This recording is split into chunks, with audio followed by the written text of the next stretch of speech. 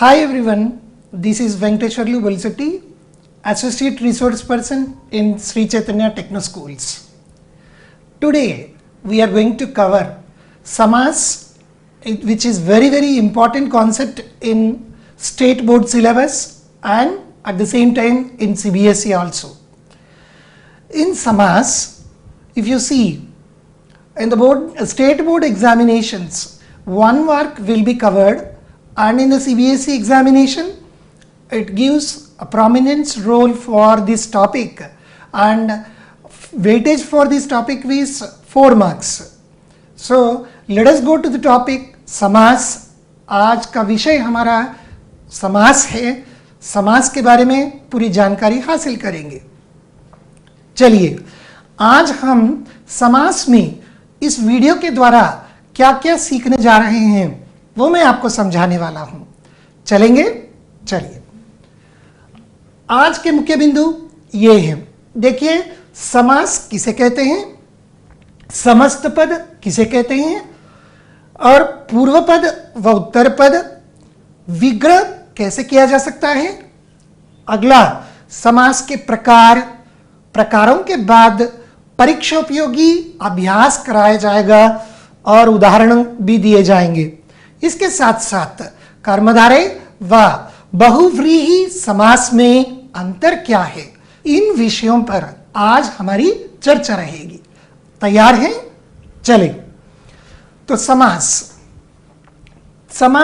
क्या है, किसे कहते हैं उसको देखेंगे आज. समास का अर्थ है संक्षेपण. इसका मतलब ब्रीफ, यानी कंपाउंड बोलते हैं अंग्रेजी में. कंपाउंड का मतलब है संक्षिप्त रूप से बताना. दो या दो से अधिक शब्दों से मिलकर जो नया और सार्थक शब्द बनता है उसे समास कहते हैं. दो या दो से अधिक शब्दों से मिलकर जो नया और सार्थक शब्द बनता है उसी को समास कहते हैं. इसका मतलब है जब दो या दो से अधिक शब्द मिलकर अपने संबंधी शब्दों को और विभक्तियों को छोड़कर जब एक साथ मिल जाते हैं तब उसके इस मेल को हम समास कहते हैं. देखिए विद्या के लिए आलय, तो ये विद्या के लिए आलय जो है इसको हम क्या करेंगे, समस्त पद में बदलने के लिए इसका संक्षिप्त रूप देंगे. तो विद्यालय होगा. राजा का कुमार, इसको क्या कहेंगे हम, राजकुमार. हवन के लिए सामग्री, हवन सामग्री. तो इस प्रकार जो अगर आप निश्चित रूप से देखेंगे तो वहां पर क्या हो रहा है, अपने शब्दों को, अपने संबंधी शब्दों को छोड़कर, अपनी विभक्तियों को छोड़कर एक संक्षिप्त रूप दे रहे हैं. जैसे विद्यालय, हवन सामग्री, राजकुमार, इस प्रकार. तो इसी विषय को लेकर आज हम आपके सामने आए हैं. तो यही समास है. तो समास में मुख्य रूप से हम इसको देखना पड़ेगा. समास में पहला शब्द समस्त पद को जानेंगे. समास के नियमों से निर्मित शब्द को समस्त पद कहते हैं. जैसे विद्यालय, सेनापति, जैसे हम बता चुके हैं, राजकुमार, हवन सामग्री, वो सभी इसमें आ जाते हैं. इसका मतलब वहां जो अपने संबंधी शब्दों को और विभक्तियों को छोड़कर ये संक्षिप्त रूप ले चुके हैं. अब इसमें मुख्य बिंदु और एक चीज मैं आपको समझा चुका हूं, पूर्व पद और उत्तर पद. ये क्या है इसको जानेंगे. देखिए समास की रचना में मुख्य रूप से 2 पद होते हैं. पहले ही हम बता चुके हैं, 2 या 2 से अधिक शब्दों से मिलकर ये समास शब्द या सामासिक शब्द हो या समस्त पद हो, ये बन रहा है। तो ये इस समास की रचना में दो पद होते हैं और पहले पद को पूर्व पद कहेंगे और दूसरे पद को क्या कहते हैं? उत्तर पद कहते हैं। उत्तर पद कहते हैं। पहले पद को पूर्व पद कहते हैं और दूसरे पद को उत्तर पद कहते हैं। अब आप बताइए, विद्यालय ये किन दो शब्दों से बना है? विद्या आलय। विद्या आलय, इन दो शब्दों का संक्षिप्त रूप विद्यालय। अगर हम देखेंगे तो विद्या आलय, इसमें कितने शब्द हैं? सही बोले, विद्या आलय, इसका मतलब दो शब्द हैं। इन दो शब्दों में पहला पद क्या है? विद्या, इसको पूर्व पद कहते हैं। आलय दूसरा पद है तो उसको उत्तर पद कहते हैं। इस समास की प्रक्रिया में जब समस्त पद को बनाते हैं तब कारक चिन्हों का लोप हो जाता है, संबंधी शब्दों का लोप हो जाता है, समस्त पद तब जाकर बनता है। अब अगला कदम देखेंगे, इसको विग्रह कैसे किया जाएगा। विग्रह करते समय किन चीजों पर हमें ध्यान देना होगा? देखिए, समस्त पदों के बीच संबंध को स्पष्ट करना समास विग्रह कहलाता है। इसका मतलब समस्त पदों के बीच संबंध स्पष्ट करने का मतलब क्या है? वही समास विग्रह है। घोड़े पर सवार, ये विस्तार पूर्वक हम समझा रहे हैं, तो इसको विग्रह कहते हैं। घोड़े पर सवार, इसका समस्त पद क्या होगा? सही बोले, घुड़सवार। हवन के लिए सामग्री, हवन सामग्री, तो ये समस्त पद हवन सामग्री है और हवन के लिए सामग्री जो है विग्रह है। अब देखिए, रसोई घर, रसोई के लिए घर, विद्यालय, विद्या के लिए आलय। तो विग्रह का मतलब क्या है? संपूर्ण रूप से उसके बारे में समझाना। तो यहां पर इन शब्दों के द्वारा हम समास अब कितने प्रकार के हैं, अब ये जानकारी हासिल करेंगे। पदों की प्रधानता की दृष्टि से समास के भेद कितने हैं? 4 प्रकार हैं। देखिए, अव्ययी भाव समास, तत्पुरुष समास, द्वंद्व समास, बहुव्रीहि समास। इस प्रकार पदों की प्रधानता की दृष्टि से समास के भेद 4 हैं। पदों की प्रधानता, यह शब्द सुनते ही आपको समझ में आ जाएगा कि ये क्या है। पद, इसमें कितने पद हैं? यस, 2 पद हैं। समास में 2 पद होते हैं। तो यहां पर पहला पद प्रधान जो है उसी को अव्ययी भाव समास कहते हैं। पहला पद इसमें प्रधान है। The very most important thing in this अव्ययी भाव समास is the first word. The first word gives more meaning for this word. देखिए, पूर्व पद जो है ये अव्यय होता है। पूर्व पद क्या होता है? अव्यय होता है।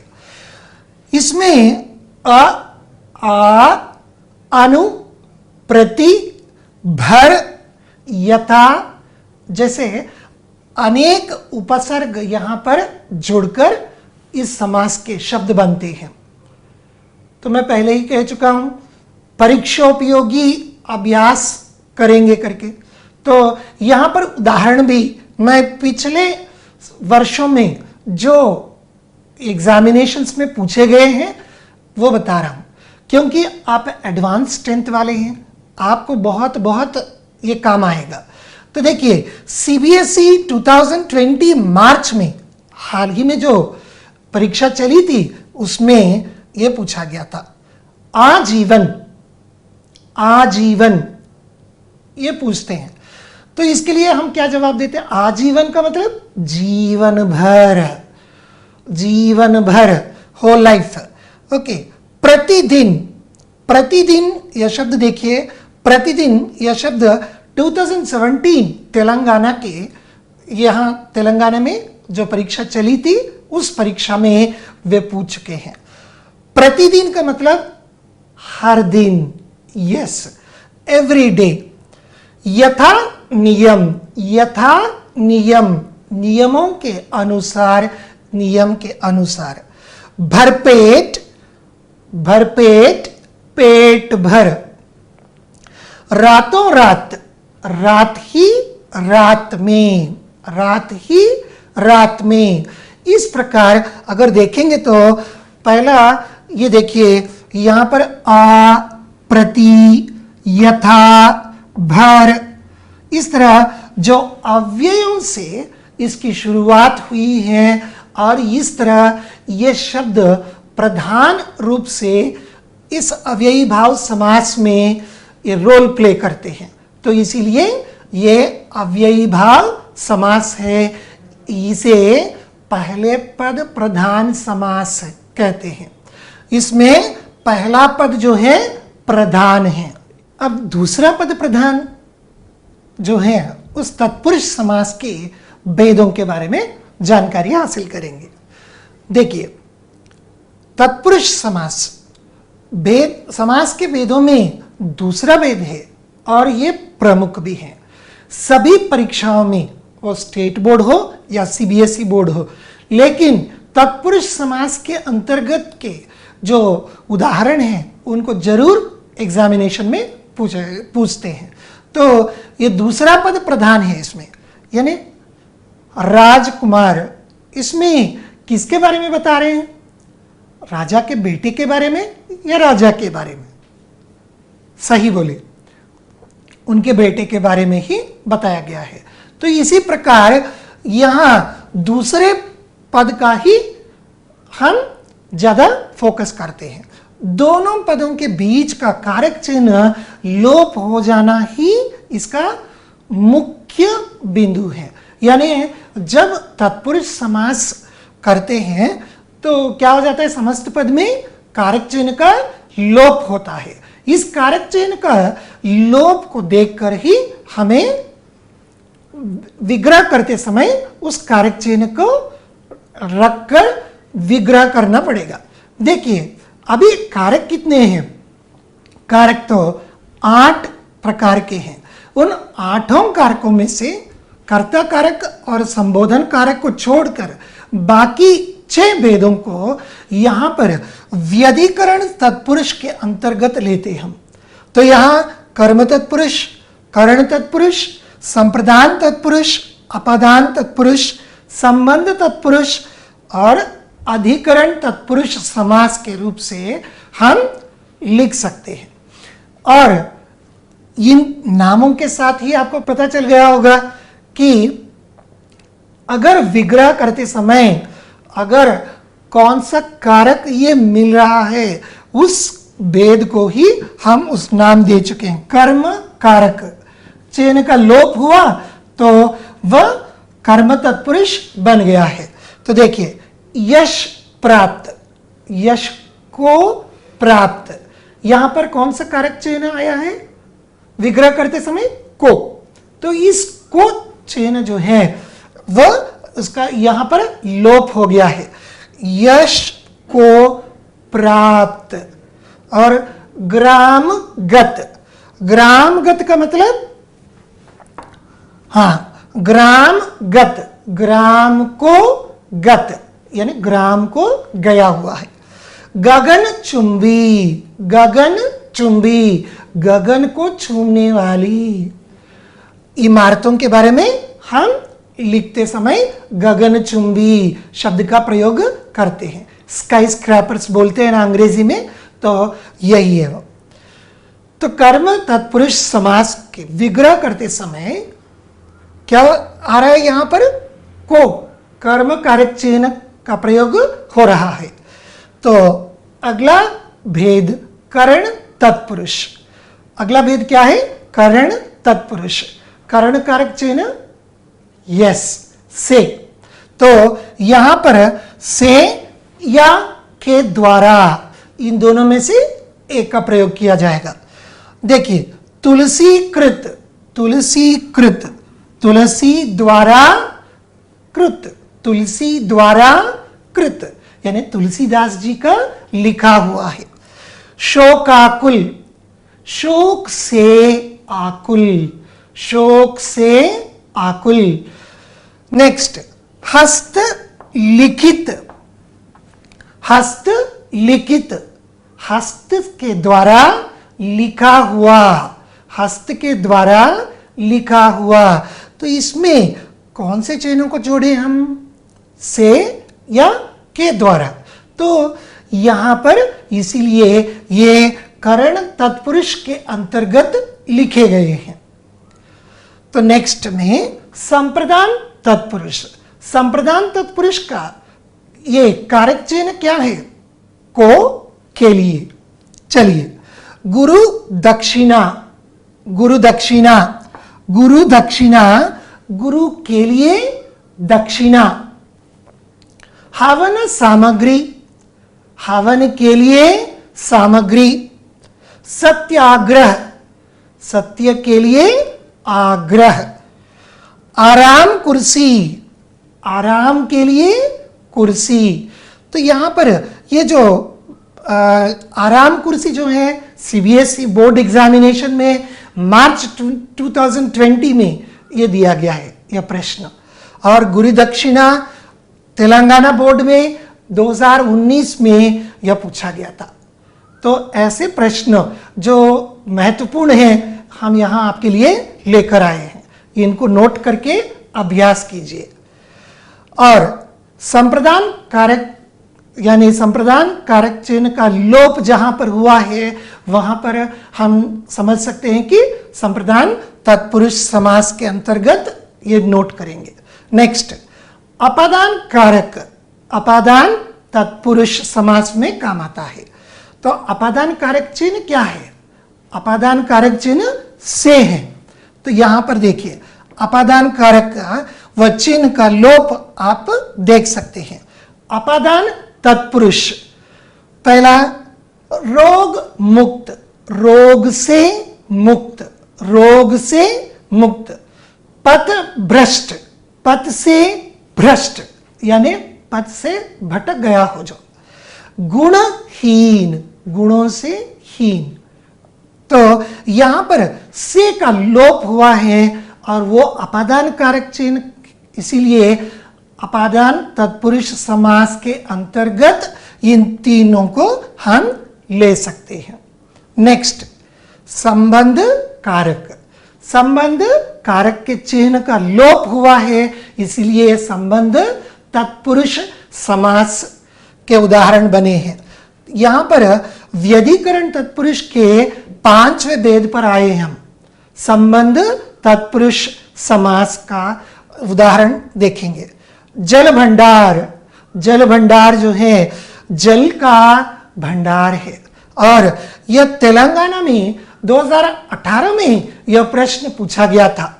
सेना नायक, सेना का नायक, सेना का नायक। देश रक्षा, देश की रक्षा। तो इस प्रकार संबंध कारक चिन्ह का, के, की का लोप हो तो उन कारक चिन्हों के लोप की वजह से ये संबंध तत्पुरुष समास के उदाहरण बन गए हैं। अब आएंगे 6वें भेद में, ये व्यधिकरण तत्पुरुष समास के 6वें भेद में हम तो अधिकरण तत्पुरुष के भेद देखिए। लोकप्रिय, लोक में प्रिय। नेक्स्ट, गुड़ सवार, घोड़े पर सवार। और वनवास, वन में वास। तो इस प्रकार व्यधिकरण तत्पुरुष समास के 6 भेद हम सीख चुके हैं। व्यधिकरण तत्पुरुष समास के तत्पुरुष समास में कारक चिन्हों का लोप देख चुके हैं। अब समानाधिकरण तत्पुरुष में क्या होता है इसे देखेंगे।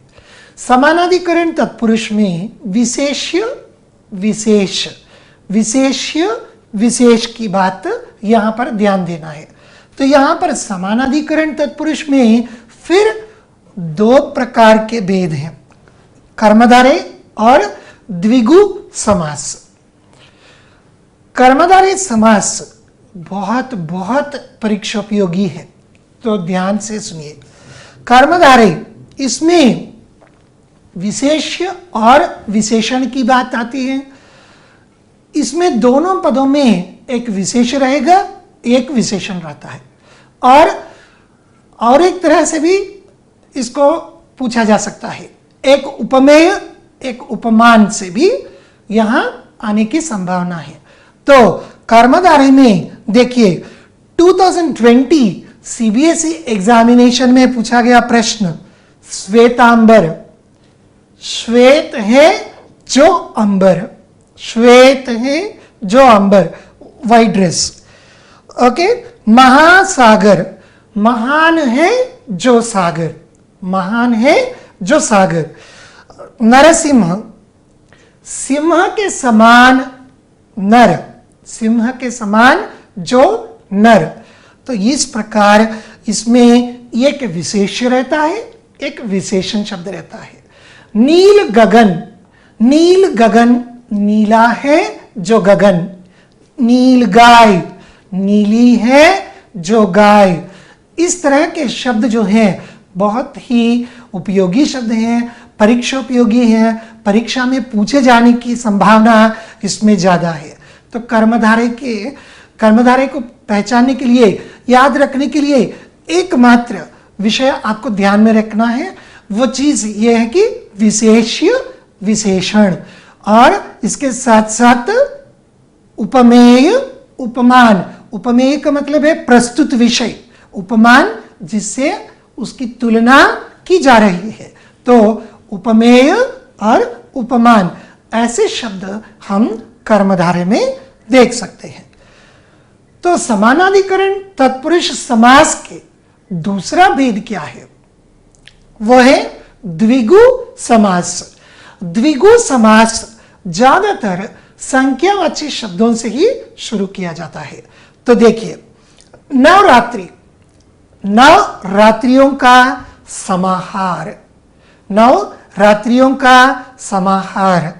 सतसई, सतसई आपने सुना ही होगा, बिहारी सतसई, रहीम सतसई, तो वही सतसई है।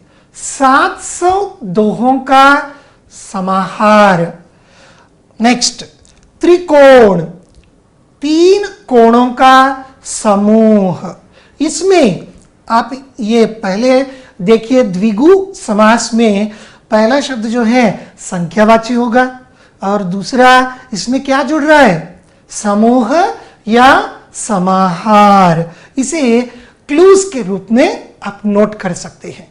जिस समासिक शब्द या समस्त पद को विग्रह करने पर आप ऐसा लिख रहे हैं कि समूह या समाहार जैसे शब्द अगर नोट कर रहे हैं, तो याद रखिए वह द्विगु समास है।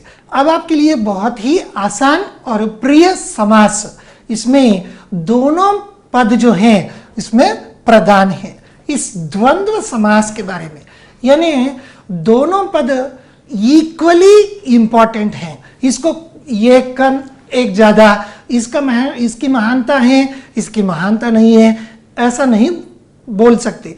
ऐसे शब्दों को यहां पर ये देते हैं। तो ये परीक्षा उपयोगी स्टेट बोर्ड्स में इसका प्रयोग ज्यादातर करते हैं। तो यहां देखिए, साधु संत, साधु और संत, इसका विग्रह क्या हुआ, साधु और संत। यह प्रश्न मार्च 2017 आंध्र प्रदेश में पूछा गया है। पेड़ पौधे, पेड़ और पौधे, ये प्रश्न जो है मार्च 2019 आंध्र प्रदेश में और मार्च 2020 तेलंगाना में पूछा गया प्रश्न है। माता पिता, माता और पिता, ये देखिए जून 2018 आंध्र प्रदेश में यह प्रश्न पूछा गया था। माता और पिता, सुबह शाम, सुबह शाम, सुबह और शाम दोनों वक्त, इसका मतलब यानी ये जो है जून 2019 आंध्र प्रदेश में पूछा गया है। ऐसे ही दिन रात, दिन और रात, दाल रोटी, दाल और रोटी, अन्न जल, अन्न और जल, इस प्रकार जिसमें दोनों पदों की प्रधानता होती है उसको हम द्वंद्व समास कहते हैं। उसको हम क्या कहते हैं? द्वंद्व समास कहते हैं। तो ये महत्वपूर्ण प्रश्न है, ये स्टेट बोर्ड्स में पढ़ने वाले सभी छात्र इस पर ध्यान दीजिए। ऐसे बहुत सारे शब्द आपके पाठ्यक्रम में हैं, तो आप उनका अभ्यास जरूर करें। अगला और अंतिम समास भेद है बहुव्रीहि समास। बहुव्रीहि समास में अन्य पद की प्रधानता होती है। देखिए, अन्य पद प्रधान है, इसमें भी दो पद होते हैं, लेकिन उन दो पदों के सुनने के बाद, यानी पूर्व पद और उत्तर पद को सुनने के बावजूद हमें किसी तीसरे पद की याद आती है। तो ऐसे है हमारा बहुव्रीहि समास। तो बहुव्रीहि समास जो है, आप योगरूढ़ शब्द सुने होंगे ना, तो योगरूढ़ शब्दों को हम ऐसे बता सकते हैं। तो यहां देखिए, दशानन, दश है आनन जिसके, वह कौन है? रावण। तो ऐसे दशानन कहते ही झट से हम किसकी याद कर रहे हैं? रावण की याद करते हैं, इसीलिए अन्य पद प्रधान है। गिरिधर, गिरी को धारण करने वाला, गिरी को किसने धारण किया? श्री कृष्ण। लंबोदर, लंबा है जिसका उदर, वह किसका उदर लंबा है? गणेश जी। महान है जो देव, महादेव शिव जी। कमल नयन, कमल नयन, कमल जैसे नयन है जिसके, वह श्रीमान विष्णु। तो इस प्रकार ये बहुव्रीहि समास के जितने भी शब्द हैं वे किसी अन्य पद की याद दिलाने वाले हैं। इसका मतलब अन्य पद प्रधान है। तो इस प्रकार हम समास के चारों भेदों को सविस्तार सोदाहरण सुन चुके हैं और अभ्यास करने का प्रयास करें आप।